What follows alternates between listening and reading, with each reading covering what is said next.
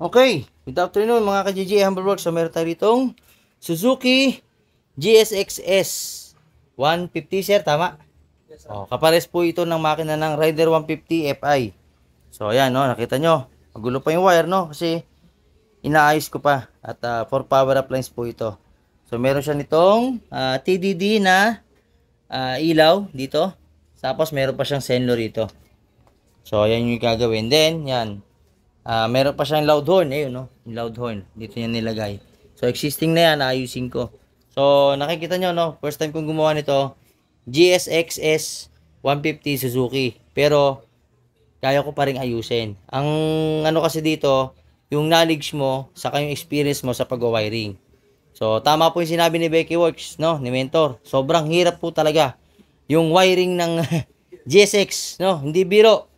At yun, para ka nag-troubleshoot, ayan, binuksan ko talaga, chinek ko muna isa-isa, inalam ko kung paano yung wiring, no? At yun, siguro pag mga tatlo pa, magagawan ko ng diagram to, no? Mga tatlo pa, tatlong motor pa, kaya ko nang gawa ng diagram to. Medyo, Ganun na kayo.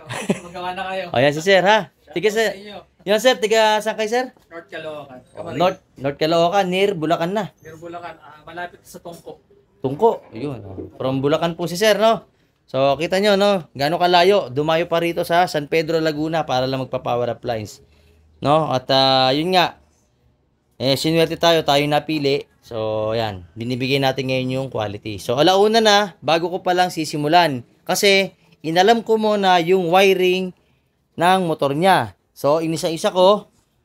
Yan, ito. Inisa-isa ko yan. So, ito yung tutorial. Bigay ko sa inyo. Yung tail light, saka yung plate light, ito yan. Hanapin nyo itong orange. Ayan. Hanapin nyo. I-trace nyo simula dito. Saka dito. Ayan. Bubuksan nyo yan. Tatanggalin nyo yung ECU. Aangatin nyo yung mga wire. Titingnan nyo. Andito yung connectivity. Ayun, no? So, susundan nyo yan. Pagdating dito, kukunin nyo naman yung sa headlight. No? Yung sa headlight, yung orange wire. Ayun. May orange wire doon. Hahanapin nyo rito. No? Ito yun. Yan. Nakuha ko na. O, yun lang kukunin nyo. O, the rest, yung power appliance, madali na. Alam nyo na paano i-wiring siya, no? Naituro na ni Mentor yan. Yun lang yung kailangan nyo makuha, yung headlight, tail light, plate light, dito sa motor niya, para mabawasan ng load yung accessory. Ililipat natin sa 87 ng power up. Ito yung 87, ayan, no? It's either red or blue, maalin dyan, no? Then, ito, i-connect mo na kagad ito sa 87. Ito, kukonek mo na rin sa 87. Kasi wala naman tong on-off switch, no? Yung Suzuki GSX-S. Then, ito, negative. Diba? O, yung dilaw, diretso sa accessory. Ito yung accessory. Yung accessory niya is white with orange, no? O orange with white. Yan, yung gantong kulay. Yan, ha? Ito yung ano, yan. Diyan ako magduduktong. Nakita nyo? Naglagay muna ako ng wire. Tapos, yung isang 87, yung blue, sa MDL. Ito ni MDL. O, yun yung switch. Yun yung switch. Dalawang switch. Powering ko na rin yan dito. So, yung balas. Dito ako nagtago ng balas. Ayan, o. Dito yung balas, sa loob. Dito rin power up. Ayan yung power up. So, ganito ako mag-layout, no? Nahanapan ko kung saan yung libre at the same time yung bakante. Saka hindi magulo. Then, yung wiring dito sa MDL. Ayan, o. Bahala na kayong mag-isip kung paano nyo ikakabit yan. Binigyan ko na kayo ng idea. Basta sa akin, by the next time ko pa magagawa ito ng vlog, siguro mga tatlo pa. Tatlong beses pang Suzuki GSX-S. Or parang GSX-R, parehas na naman eh. So, medyo mahirap, medyo madugo. Kasi may mga pagbabago sa wiring. Hindi siya katulad ng Rider 150 carb. Hindi siya katulad ng mga luma na motor. Pero kung tsatsagain nyo, mahahanap nyo. Kailangan nyo lang talagang maging mabusisi sa wiring, no? Hindi tayo pwede magkamali rito. Kasi isang mali nyo rito, malaking error. So, yun. Tatanggalin yung tangke. Yan. Si sir na nagtanggal. Tanggal ng fairings. Tanggal, no? Marami tatanggalin. Upuan. Yan. Tatanggalin nyo lahat. Ayun. Konti lang naman, actually. Kumpara natin sa ibang motor na maraming bubuksan. Oo. Ito, konti lang. So, abangan nyo to pagka natapos na. Tingnan natin kung paano yung buga ng ilaw. Saka nitong MDL niya, tingnan natin kung mawawala yung kurap ng headlight. Kasi sabi ni sir na kurap. Natural naman yun kasi naka-ECU drive pa yan. Pag naka-ECU drive, nakurap talaga yan. So, yun lang. At hindi na ipo-full wave to ha. Naka-full wave na po ito. Malaki na yung regulator nito. Okay, kapares sa kapares yung engine ng Rider 150 Fi. Yan o. Makina ng Rider 150 Fi. Okay? Yung muffler lang, medyo tahimik to. So, yun lang ha.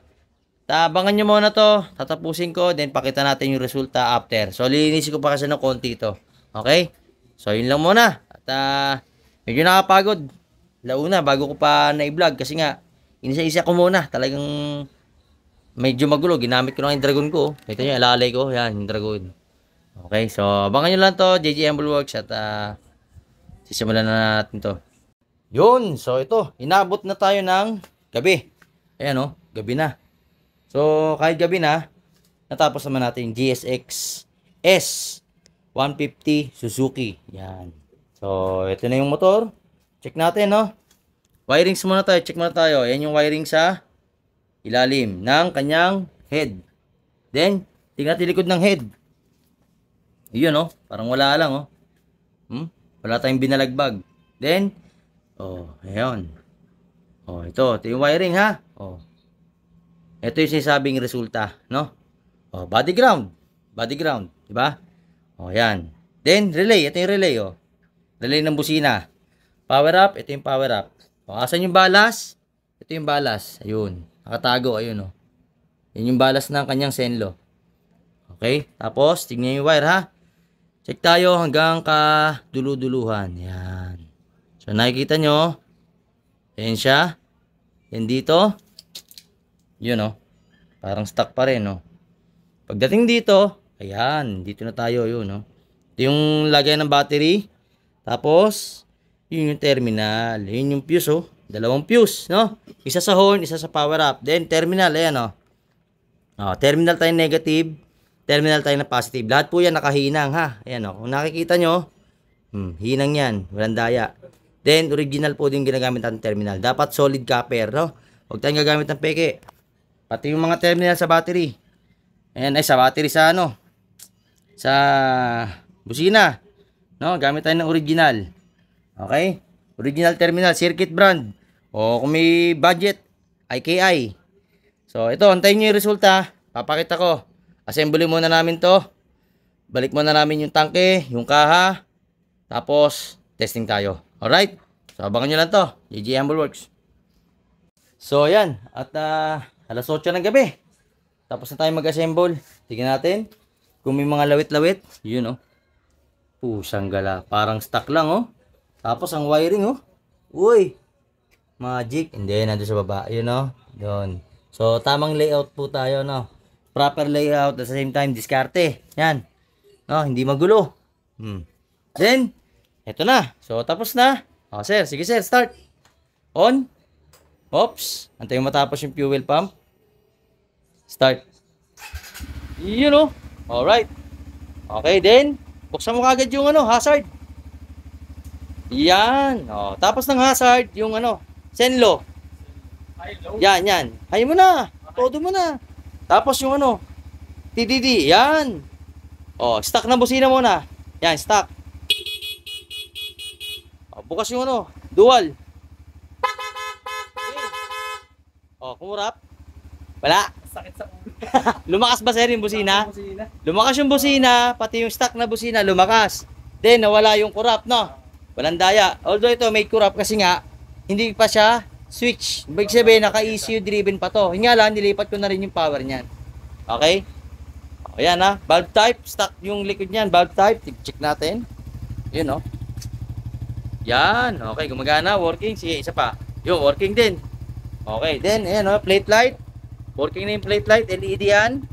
Ayan Tapos yun, valve type to.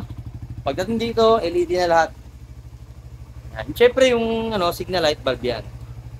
Pero sir, yan walang daya. Ikaw mismo nakakita Approve. Approve.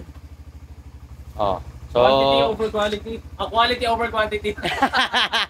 Quality over quantity. Okay. Ayan. Finish na yung kanyang motor. Suzuki GSX S150. Uwi pa si sir ng North Caloocan. Yan North Caloocan pa. Isipin nyo gaano kalayo. Gaano karaming pinuntang mekaniko. Dito pa nagpunta sa San Pedro. Okay, so yun lang. At Sa mga gustong pagawa, PM nyo lang ako. Schedule natin yung mga motor nyo. Alright? So yun lang, JJ Humble Works. To God be the glory. Maraming salamat po.